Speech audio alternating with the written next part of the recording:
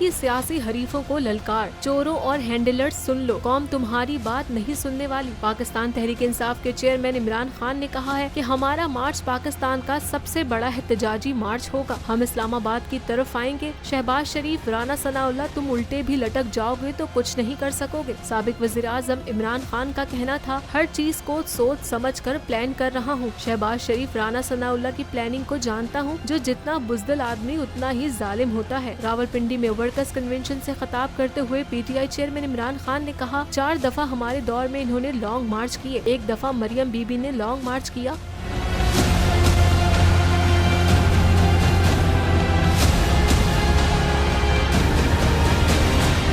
कप्तान का कहना था कि कांपे टांगने वाले का लॉन्ग मार्च हुआ, उस वक्त भी कोई कंटेनर नहीं लगाया था। डीजल के परमिट पर पलने वाले ने 2 दफा लॉन्ग मार्च किया। मैंने तो डीजल साहब को लॉन्ग मार्च में उस वक्त खाने की भी ऑफर की थी। हमें कोई खौफ नहीं था, लेकिन इनको हमसे डर है। जब भी लॉन्ग मार्च का नाम लेता हूँ, इनकी टांगे कांपना शुरू हो जाती हैं। मंजिल, रास्ता, जज्बा, भयानक सच्चाई से हटाए पर्दे और तोड़ डाली झूठ की बेड़ियां।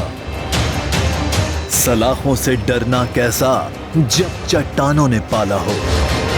इमरान खान बोल के साथ, जुम्मे से इतवार रात 10 बजे सिर्फ बोल न्यूज पर।